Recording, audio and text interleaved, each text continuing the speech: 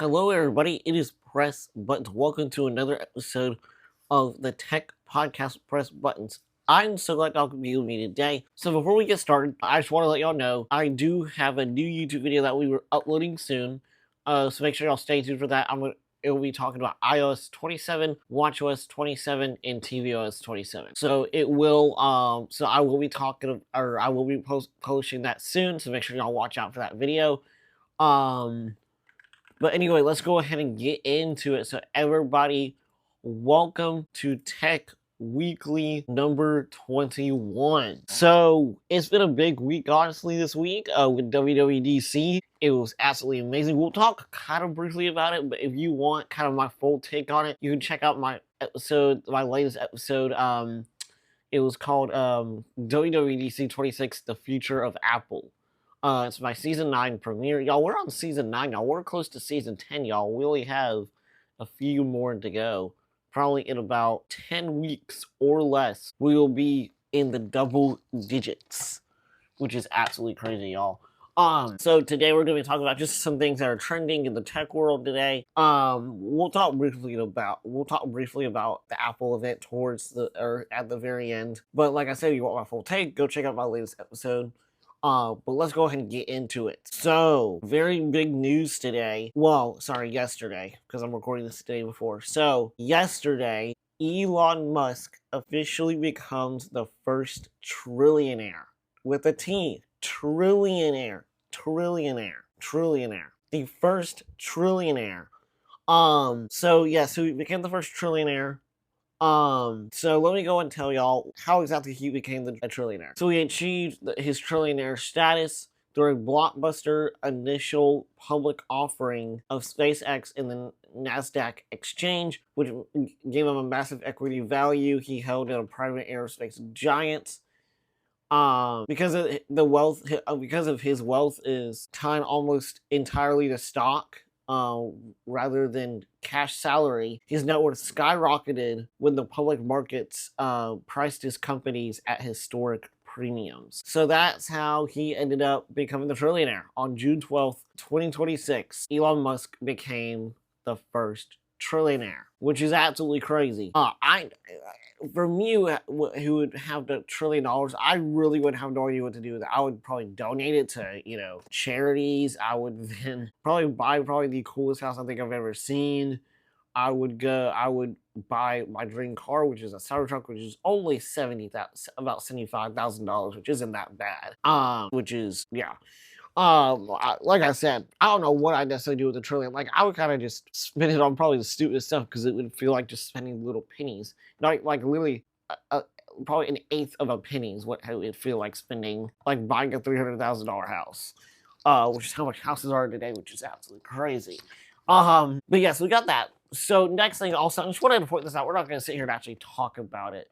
But I heard that apparently, so everybody wants Apple CarPlay in Rivians. This is just I just want to point out.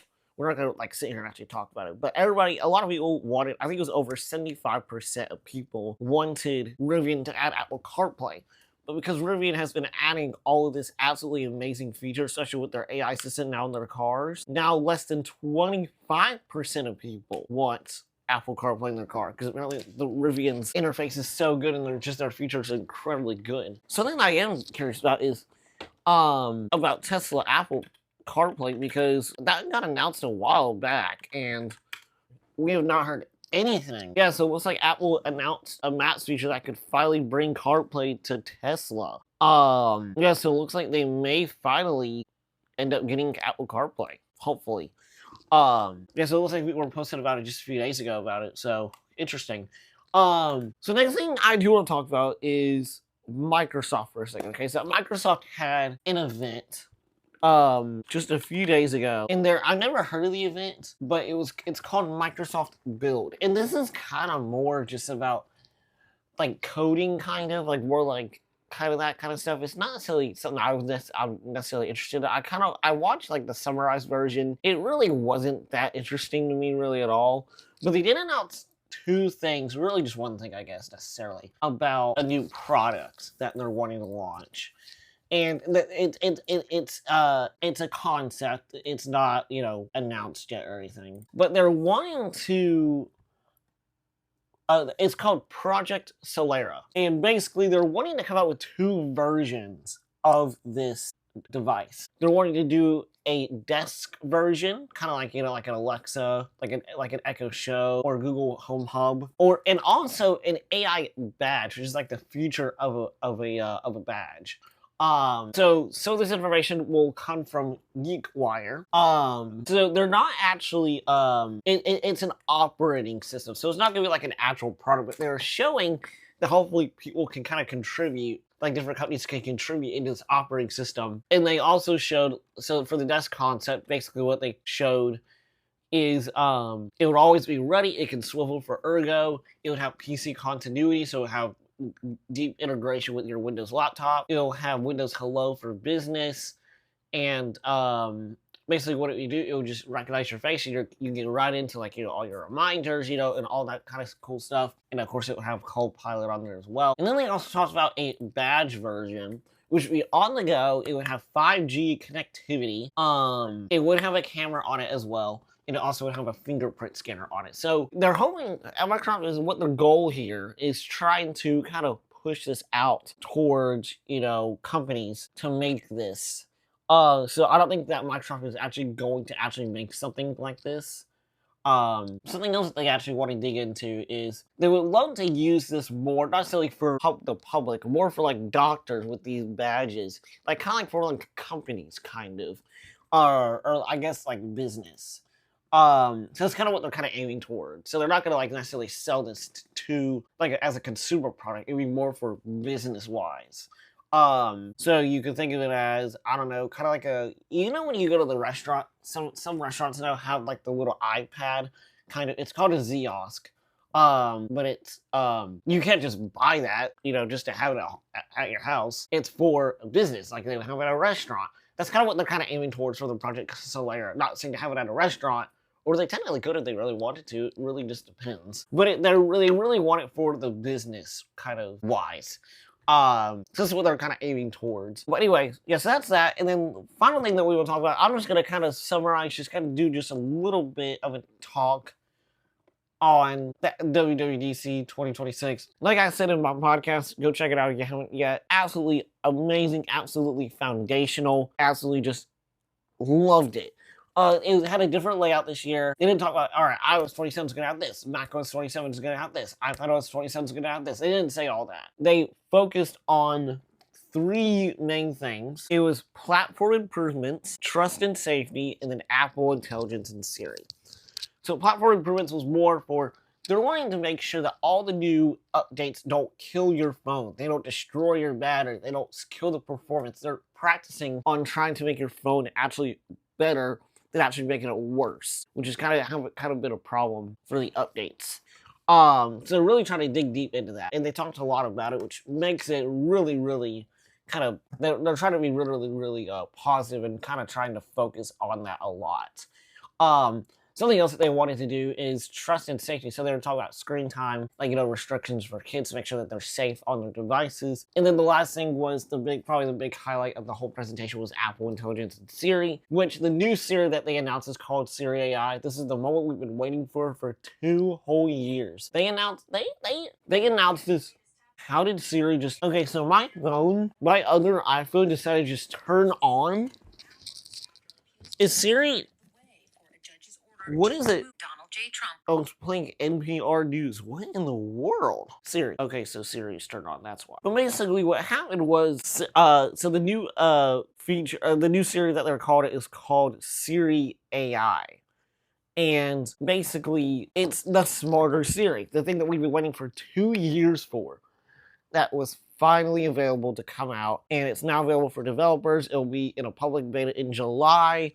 For, of course, all the new updates for all devices. And I'm telling y'all, they're really cooking. They really got some cool stuff going on. People are praising it. People are saying that it's still not the best, but at least it's definitely better. People are just trashing about Siri, blah, about this, about that, which I will say Siri wasn't the absolute best. The Apple Intelligence Siri definitely was not. We're just going to call it Apple Intelligence Siri. It really wasn't the best. But this new Siri, I'm telling y'all, it is just amazing. I love the new UI for it. The UI and the new look of Siri is really, really good as well. I am a really big fan of it. So very, very huge fan of that. But also something else that I do want to talk about, it's just kind of what, like, I've been testing it out. So I just want to tell y'all, kind of about, all the stuff I've been doing. Basically the stuff that I've been doing with it is I've been testing out, like, what is the first text message I received from someone?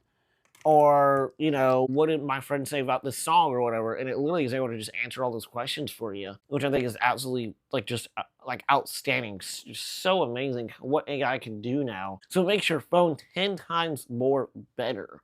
And I've been using it on my phone.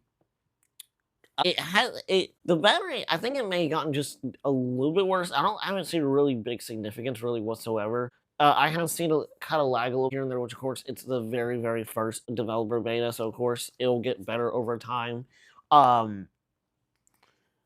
And we were supposed to get Siri AI on the watch, which that was probably the number one thing I'm super, super excited about, is to get Siri on the watch, because I wanted the smarter Siri on the watch, because we are still stuck with the basic Siri. But they finally announced it, and I was so happy until I found that the Siri app is not on here. Yes, Siri does have an app where it's like a chat bot like ChatGPT, but I did not see the Siri app on here anywhere. And I was like, what in the world is going on? So I'm like what's going on? So, and I checked, like WatchOS 27, and I checked like other people like reviewing it, saying, hey, here's this feature, and all of them are saying that they don't have it. So I guess it just wasn't included in the update. Maybe it's either a bug or Apple is once again not ready for it, which I really not the case. Or it may only be compatible on the new Apple Watches that are gonna come out, because I really didn't think Siri on at least the watches as of right now we have are possible, because they don't have the powerful chip enough, which I guess apparently they do. So I don't know.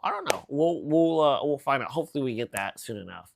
But yeah, just the new Siri is just absolutely amazing. I love it. They updated Liquid Glass as well, so they updated it a little bit and also added a new slider to make it more clear or more tinted. Of course, I went all the way clear. I want it the clearest possible. It doesn't look absolutely clear, but I would love for it to look like the clearest of it all.